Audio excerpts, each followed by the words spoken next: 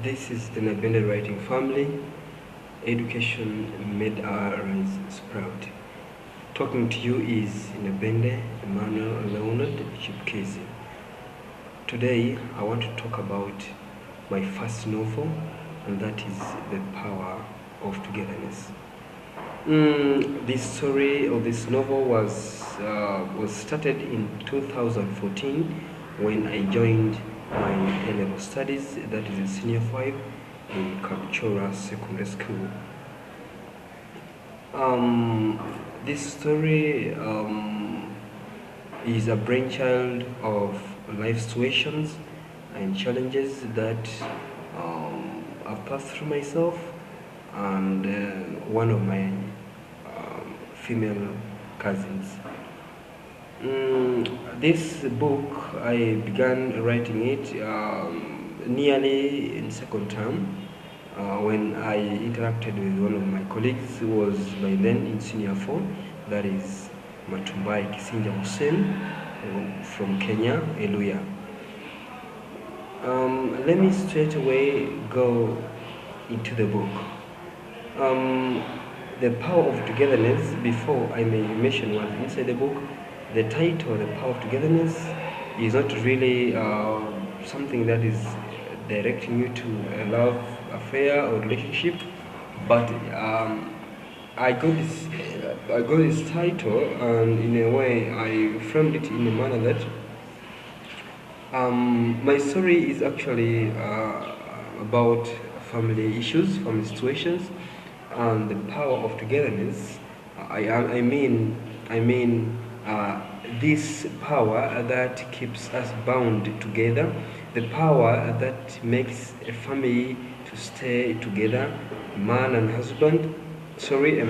wife, rather husband and wife, in their family with their children.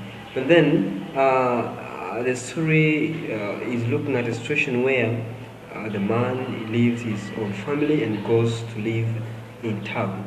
So the story is looking at the power of togetherness. What comes after when people are no longer together? I try to show the weakness that comes after people have separated, or when people no longer agree in a family. When people are together, the power of togetherness gives us good fruits. Children will study well, children live a better life, children will be happy in a family. And then if the power of togetherness is void in the family, when it's not there, then challenges come by. Children will have poor upbringing, children will suffer situations of life, and many other things. So that is the power of togetherness. Here I'm really showing the impacts or the implications of people not being together, or the absence of this power of togetherness. I believe somebody has understood. So then, the story opens with a quarrel or a misunderstanding between Charles Bubolo and his wife Irene Bubolo.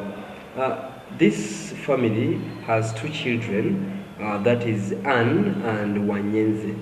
So the book opens when these people are in a disagreement or a misunderstanding. Charles wants the family to shift from the village and go to the town, to establish themselves there, begin up a business from there, and do some other things that will keep them live on. But then Irene, the wife, has not bought the idea. She doesn't want, with the grounds that there is no way to begin life in town as easily as Charles thinks. She's like, when are we going to get a plot? When shall we settle? Where shall we plant some vegetables or some crops? Because Charles wants them to sell off all the land in the village and live in town. This is not bought by Irene. So Irene refuses. But then, because Charles is really serious and he wants the family to shift to town, he goes ahead and leaves the family, or rather abandons the family, goes away to town. And then the story shifts its concentration from Charles to Irene and her children, that is Anne and Wanyeze. About 3 or 4 months later, Irene is strong. Irene decides to live with the children, to manage them, to do all that the children require for their well-being. So life is hard. The woman struggles up and down, looking for ways of making the family stable.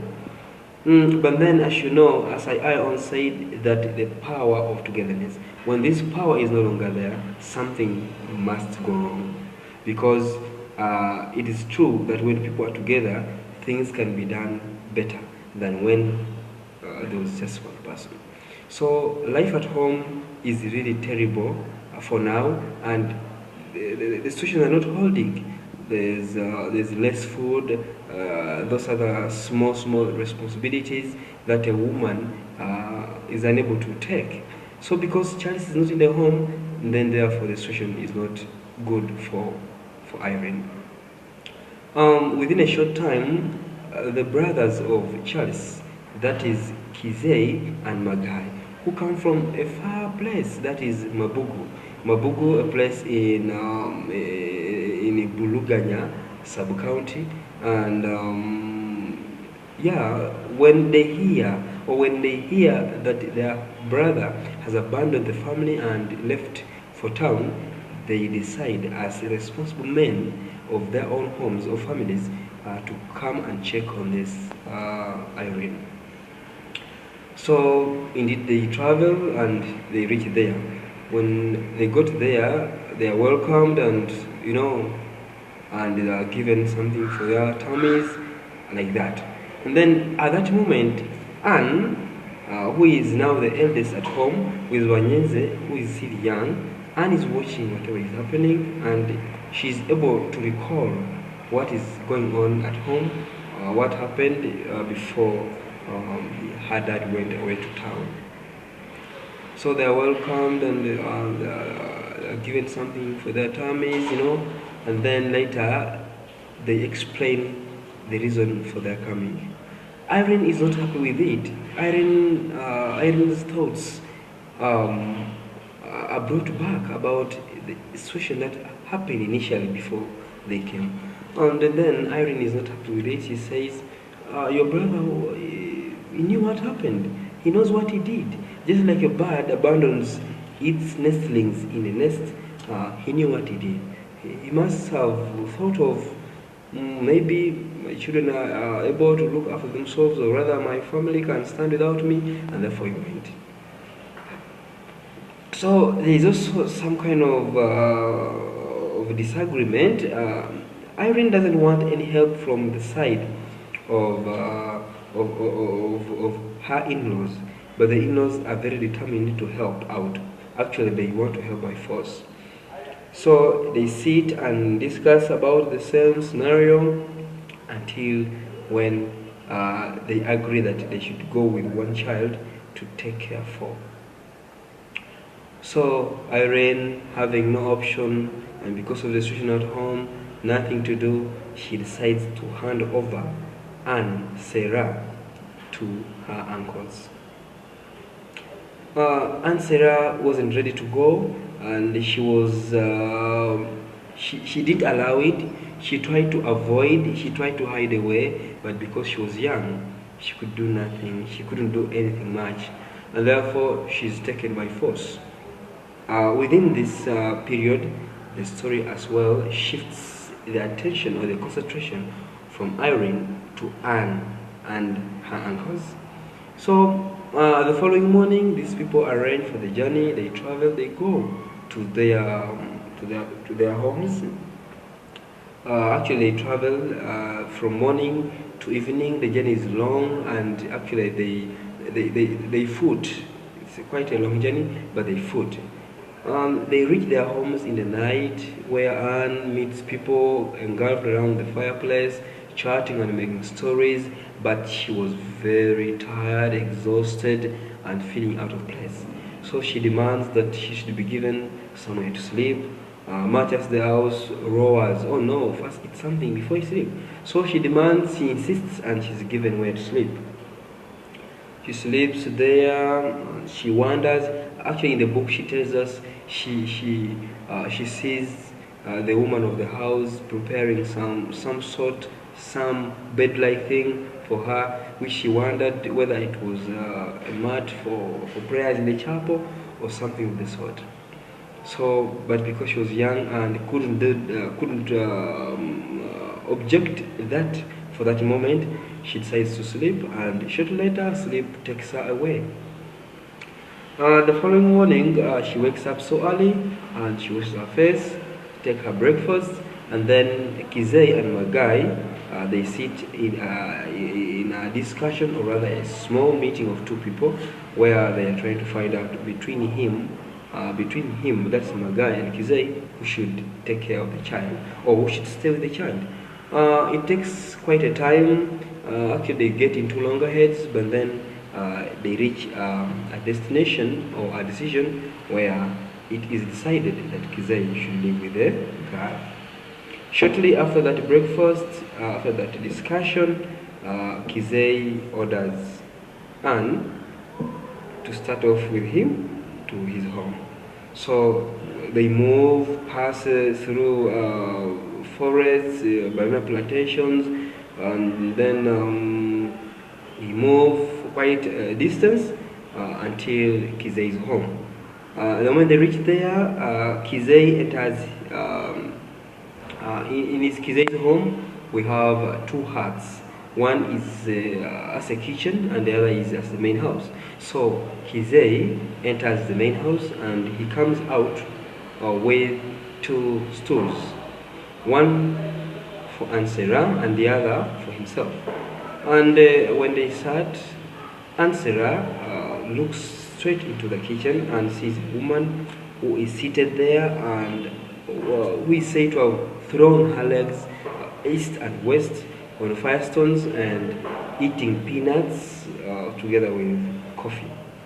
So for a short time, this woman comes out and greets Anne without greeting Kizei. Anne is wondering why that could have happened, but anyway, she doesn't put more emphasis on it, and she just keeps it in her heart. And then she goes back and goes ahead to eat her peanuts and take her coffee.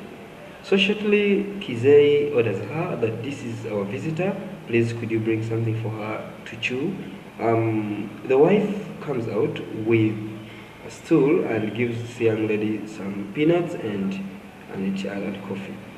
So while there, Anne takes coffee. She's wandering the place which she had never gone. The place is too strange, full of mountains and too cold. A place where houses are so scattered. She was wondering and even asking herself, what would someone do if robbers attack them in such a place? So shortly they sit there, and after some time, Anne is now familiar with the place. She has made some few friends and something of that kind. So they organize one time and take her to school. That is Kizei. Kizei decides to take this young girl to school, a school called Mabugu Primary School, where we meet the head teacher, that is Mudini. They registered a lady and they give her a place in primary 6. So after that, they get back home, and Kizei plans to go to their main market, and that is Zema, where he went to buy for her some uniforms, classic materials, and all that was supposed to be availed for her studies. After there, the lady then starts school after 2 days. She starts school, and school goes on well. Everything goes on well within school. But then later, life becomes hard for her. She fails on how to manage it. Things are tough. The wife to her uncle is tough, and very many other things. So the term ended, and then they organized to